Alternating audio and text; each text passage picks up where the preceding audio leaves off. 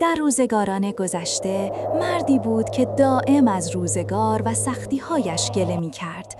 او خود را بدشانس‌ترین انسان روی زمین می‌دانست و همیشه در پی نداشته‌هایش بود و هرگز طعم شکرگزاری واقعی را نچشیده بود. این چه زندگی است؟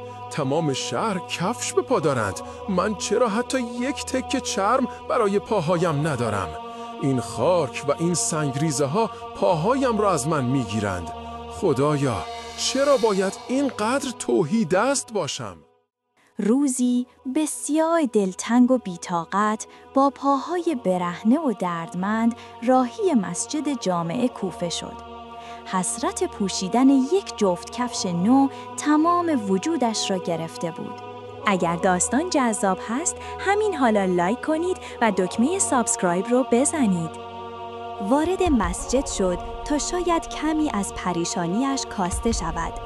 در گوشه‌ای از مسجد نشست و همچنان در افکار منفی خود غرق بود.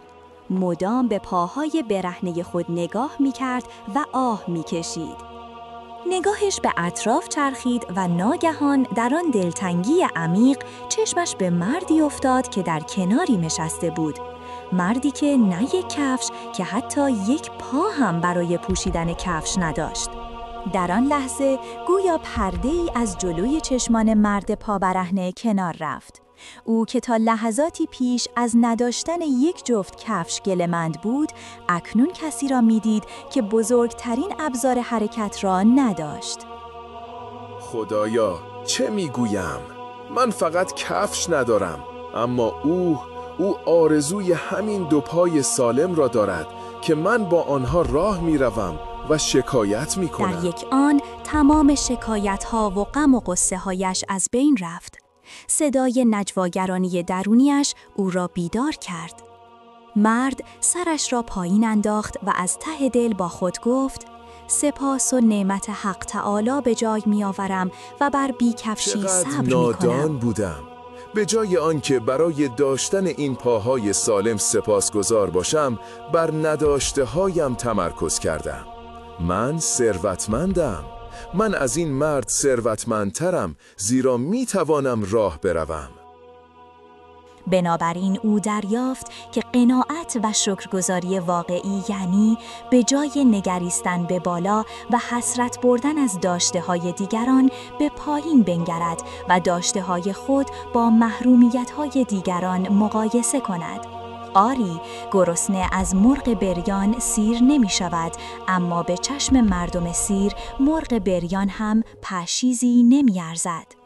اگر خود را در مقایسه با ثروتمندان و خوش اقبالان ببینیم، همیشه حسرت و نارضایتی داریم، اما امروز دریچه‌ای از رضایت به روی او باز شد. کمتر از برگ تره بر خوان است، مرغ بریان به چشم مردم سیر.